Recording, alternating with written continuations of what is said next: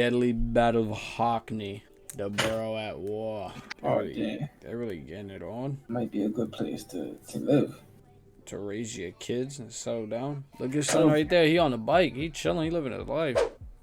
Nah, but you know, bikes is usual transportation out there. You know what I'm saying? So he might just be trying to get home to his family. Nah, that is a fact. You know what I'm saying? If you look closely, if you look all the way down the road, there's a nigga standing right in the middle of the road. He's on BT. Oh, nah, yeah, he is standing in the road. That's crazy. He's just waiting. Hackney.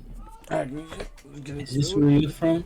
Hackney, a place where thousands of people all over the UK rush to move to, with some of the best schools, social life and quality of living in London. Hackney really has something for everyone, with one of the most thriving nightlifes in London, located in Shoreditch and Dalston. A unique opportunity of inner city nature and wildlife in London Fields and the Hackney City Farm, while also having wonderful examples of art and culture with its several museums and street art, while also being home to a wide range of different cultures and social classes who live side by side with each other. All of this while being so close to the centre of the city. But in the background of all of this, there's a darker side to the borough, a side which is constantly getting covered up. Today, we'll be getting into the history of Hackney and the deadly gang war that's plagued the borough for decades. Let's get into it.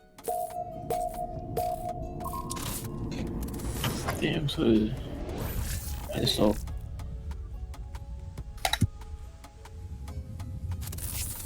Before I get into this on there soon, so make sure you don't miss out. Now, Hackney was very different in the past to how it is now. There wasn't much covering up what it was back in the day, which was a poverty-ridden area with a lot of crime. In the 1960s, Hackney was seen as the heart of East London. Despite its harsh poverty, the nightlife made it a very bright and exciting area. But in the background, residents lived in relative fear due to old-school English gangsters, who self-governed a lot of what was happening around the borough. Probably one of the most famous examples being the Cray twins, who grew up in the slums of Hackney and grew up to be one of the most powerful and influential duos in the criminal underground around London. Decades after this, a new force started to emerge inside London, the Jamaican Yardies, and they were building up a big reputation for violence around London. Some of the first areas the Yardies were building their influence was inside Hackney and another area in London called Tottenham, and it wasn't long before gang members in Hackney and Tottenham started having issues between themselves. In the late 90s, back and forth issues mainly between the London Fields and Pembury areas of Hackney and the Broadwater Farm Estate in Tottenham escalated in a full-out war, which was one of the deadliest gang wars the UK had seen at the time. Thankfully, this feud ended up dying out after the younger generations didn't keep it alive. Instead, the younger generations in Hackney were more focused in petty feuds inside the borough. School fights between kids from London Fields and Clapton started being a cause for concern in Hackney. It started getting a bit more worrying when different areas and estates around the borough started picking sides. A couple kids from nearby estates in Holly Street and Balance Road in Homerton started teaming up with Clapton against London Fields. But at this time, it was just an innocent group of kids fighting each other outside of schools. Unfortunately, this all changed on June the 9th, 2003. A few days before, boys from London Fields and Holly Street had a group fight like they had been doing throughout the last few months. As always, someone takes it too far and decided to take this feud to the next step. So on June the 9th, they drove to London Fields, which is no less than 2 minutes away from Holly Street, in 3 different cars loaded with a pistol and a shotgun. When they arrived, they spotted a group of kids playing outside the London Fields estate and immediately started shooting. 2 shots hit an 18-year-old called JD Brissett, sadly killing him, starting a war which goes on till this day. This murder was all over the news and was labelled as the first ever postcode war death in London, and more was to come. Throughout the rest of the 2000s, violence was erupting all over the borough, which divided Hackney into 2 sides, red side and blue side, with different estates picking different sides. Hackney's a small place as well, with it being the 4th smallest out of 32 boroughs in London, and with so many estates and gangs all over the borough, with most of the time only a street separating them. Violence was becoming an everyday occurrence, especially in the summers during school holidays. On one summer in 2008, a 16-year-old boy called Ahmed was with a group of his friends on the top floor of his housing estate in London Fields when they spotted a group of boys riding bikes towards their building. Ahmed's friends scattered while the group was chasing them to the top of their building, but Ahmed lost his friends and got cornered by the gang, so he attempted to climb down the high-rise estate on the side of the building, which was his only escape. He ended up falling 60 feet to his death. A day before, he was meant to receive his GCSE results, which he passed 9 subjects on. 10 days later,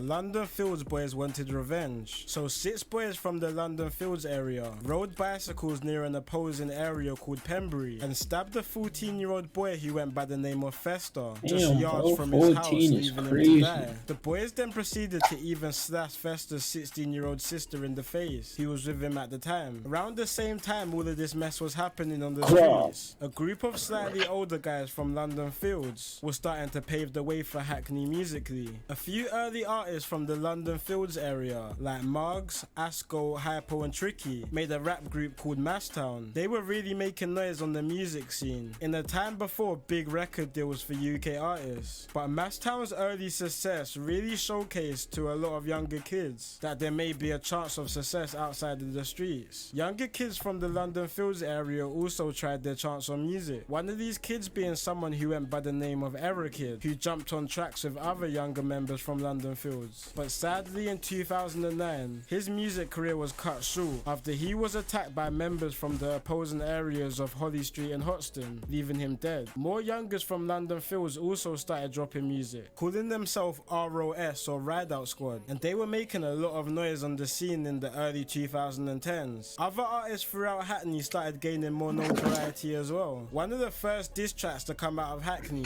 was from a rapper in Homerton called Kemsey. He dropped a song called Balance Block, which was a big diss track to London Fields. A rapper called Rimsey from the Upper Clapton area also started dropping some big tracks with good production value, and he was looking like he was going to be the next big thing out of London. But while stuff was looking up for him on the music scene, unfortunately the streets of Hackney got the best of him. On January the 10th, Rimsey alongside 2 others were riding bicycles through Hackney, loaded with a revolver looking for any opposition gang members. An undercover police car spotted the group and started to pursue them, when Rimsey let off one shot into the unmarked police car before his gun jammed. The group cycled away, eventually ditching their bikes and making a run for it, but the trio were caught and Rimsey was sentenced to 11 years in jail. Another up-and-coming artist from an estate called Fellows Court in Hackney was starting to get his name out there on the scene when he dropped a tune called Trash Town, which was a direct diss track to London Fields. But sadly, just like Rimsey, he let the streets get the better of him. His name was Dubsy, and alongside 3 other friends from the Fellow Courts estate, they took a 5-minute trip from their estate to an opposing estate in Hackney called Hoxton, when they spotted the 18-year-old called Marcel Adai, who was recently seen in a Hoxton music video. The group spotted him and ran him down until Marcel tripped up. After he fell, the group proceeded to hold him down and stab him 14 times, leaving him for dead. The worst thing about this is not too long before, Fellows Court and Hoxton used to be part of the same gang until civil disputes broke them apart. Dubsy would receive a life sentence for this, cutting his music career short. But one murder that affected a lot of especially younger people in Hackney happened on April the 23rd, 2013. A kid who just turned 16 that went by the name of D-Dot was travelling home on his bus from school, ready to celebrate his 16th birthday, when he passed a school called Highbury Grove. Another school kid who spotted D-Dot through the window boarded the bus, stabbed him and ran off. D-Dot collapsed, and sadly the next day he was pronounced dead. D-Dot started getting close to the London Fields gang in his area, who are still feuding the nearby area of Pembury, who his 15-year-old attacker was from. Due to the close proximity of all these feuding areas, a lot of kids from different gangs would come into close contact with each other, resulting in even the simple task of going to and from school a constant risk. risk. Even Was it sending kids school not outside of safe? Hackney was no longer safe. With Hackney being both in North and East London, gangs from nearby boroughs like Islington and Tower Hamlets also started getting involved in Hackney politics, which was becoming an increasing problem. But stuff for a little while was looking up for Hackney. Due to the 2012 Summer Olympics taking place in London, the government used the Olympics as an excuse to clean up parts of East London, which was lacking behind other parts of the city. The Olympics took place in Stratford, a town just outside of Hackney, which had its own issues with crime. But by the time the Olympics was beginning, Stratford and parts of Hackney looked unrecognizable to its former state. Tower blocks were being taken down and replaced for modern apartments, and many low-income residents were being relocated to areas further I was away about from the to say, centre I of feel like we've London. seen And for a Stratford few years before, or so, and the it crime fake rate look actually nice. went down in Hackney, but this didn't last long. It would only take 2 years after the Olympics for the crime rate to go back up, and not long after, sadly, another life was lost to the feud. J-Dot was a straight A student from Homerton who came to the UK with his family from Congo, searching for a better life. But unfortunately, while residing in Hackney, he started getting involved in the streets from early. J-Dot and his two friends, Gashi and Sana, were around an hour away from London in a town called Swindon, where Sana said the trio were out selling drugs in a county line operation. On January the 6th, 2015, the three were travelling back to London on the train. But what J-Dot and Gashi didn't know was that Sana was in communication with a 17-year-old London Fields member, letting him know that the three would be arriving at Hackney Central Station at 11 PM. When the three arrived, J-Dot and Gashi stepped out of the station, not knowing that their so-called friend Sana had set them up in a trap of multiple London Fields members packed with knives. Once they walked out the station, the three dispersed after being ambushed by the London Fields boys. Luckily, they managed to get away, eventually ending up in their area Homerton. But at this time, they didn't put two and two together that their friend Sana had set them up. The London Fields members spent the next half an hour searching through the Hackney streets in an attempt to find both Gashi and J-Dot. Sana managed to locate the pair and once again leaked their whereabouts. This time they weren't as lucky. J-Dot was stabbed several times with a fatal stab wound to his heart. 4 people including Sana were arrested for this murder, where Sana even turned against the other 3 and testified against them. They all got lengthy sentences. Around the same time as all of this happening, the UK drill scene started so they in got South London. Hackney as a whole was a bit late to the drill escaped, scene. but then they In found them 2018, again. the Borough started making their mark on the genre. A Shorty London rapper named Lats blew up on the scene after dropping his hit single called The Truth. Another rapper coming out of the opposing area of Homerton. Ain't it so crazy to really think about, like was this going on 20 years ago? This all seems kind of recent. Like, they talking about the 2010s, like what was going on in the 80s? Just gangsters? Like mobsters and shit? Probably. That's crazy. Like you said, the 2 white niggas, the duo. Yeah, the Cray twins. It was getting crazy.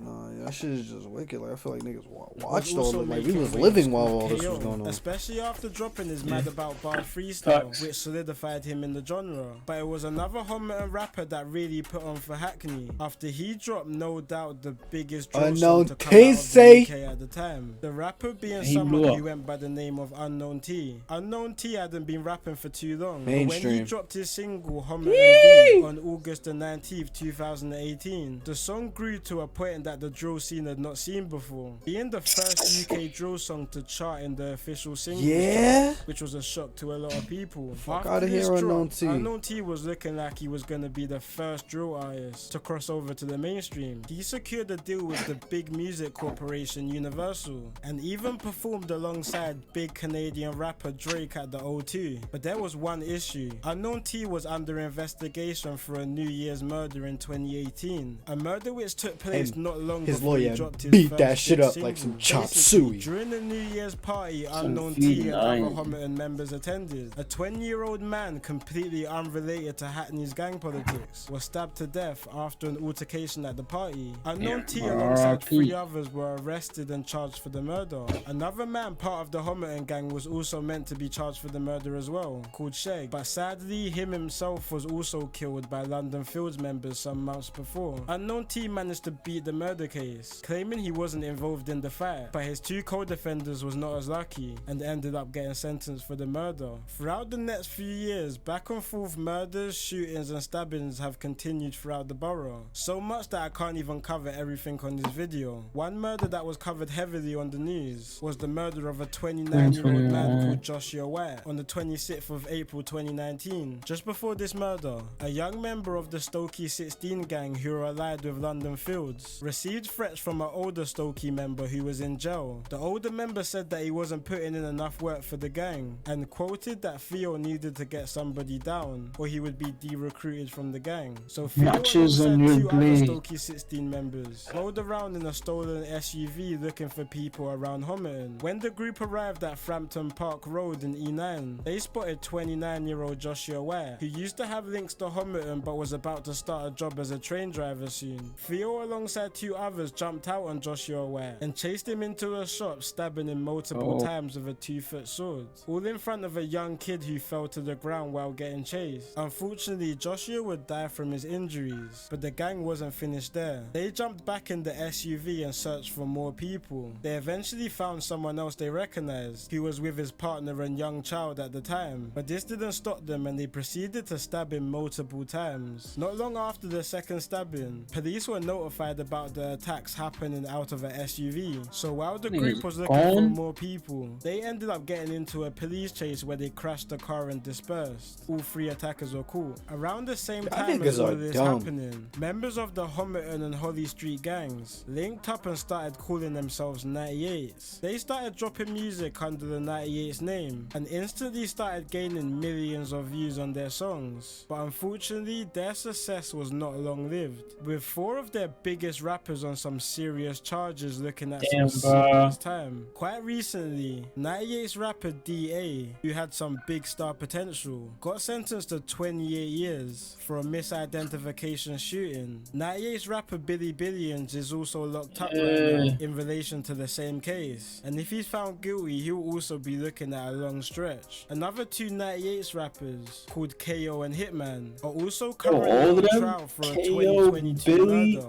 of a London Feuds member called KB. On August the 13th of that year, KB was attending a children's birthday party in Walthamstow, East London, and he stepped out of the party to go to his car. 2 men who police claim is KO and Hitman were waiting for him and fatally shot him. Not too long after, KO dropped a song called Laughing Stock, which was quickly building up a lot of attention after recent events, but it was building attention in all the wrong ways. The police monitored this song heavily, which had a lot of incriminating lyrics. One lyric even described how the same gun which was used to kill KB was also used to shoot KB's older brother previously, which was something the feds didn't know until they listened to the song. It was later found out by forensics that the same gun had been used in 7 different shootings before the murder. After heat from the song and other evidence, KO and Hitman were both booked for the murder. Not too long before this, another up-and-coming rapper from the London Field side was also starting to look promising called Blacker, but once again his career was cut short after a shooting in 2020 with a submachine gun sprayed out of control, hitting several civilians outside a children's park. Blacker alongside a cab driver was sentenced to 35 years for the murder. Wait, and the cab driver?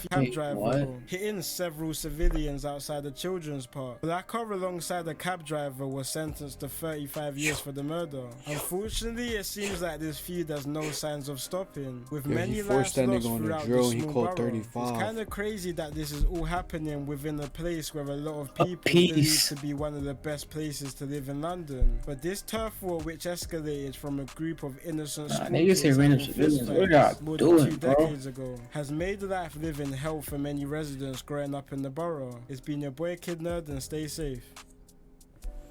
Yeah, I'm not gonna lie, we got a pretty dumb game culture over here. But y'all niggas, I ain't gonna... Imagine if niggas was over here like, yo, bro. Man, fuck them niggas. We finna go over there. Yo, that was that nigga's mans in high school 20 years ago. Yo, we on him.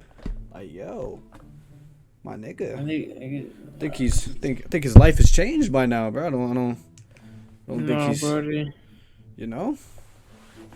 Them niggas still need him. Nah, yeah, like, Nigga was 29, about to become a train driver. Ain't no way he was still on the block with the same niggas. Like, yeah, niggas now, nigga, that. I mean, I don't know, it's a little bit different in New York, man. Nah, yeah. Like, taking risks in New York is like, I don't know. So it's not worth it. Not risk like that. Like, yeah, a lot of niggas know it's not really that. I mean, it happens. Happens a lot, but it's like, but y'all giving out football numbers, like I said. But it's like, it Easy. happens a lot, but if a nigga is gonna take a risk like that, it's gonna be like, alright, them niggas hopped me. Or like, them niggas did something, them direct niggas did something to me. You know what I'm saying? It ain't gonna be like, oh yeah, that nigga did something to me 20 years later and that's his mans. Or that's the niggas that's related to the group of niggas. Not even a singular nigga. A group of niggas that we know. That's crazy. That's OD crazy. Shit, death. I ain't gonna lie. Shit, I just moved the wrong way. But yeah, man. You know, safety. Count your blessings, man. You could be living a lot worse out there, man. Subscribe. Just your thoughts in the comments.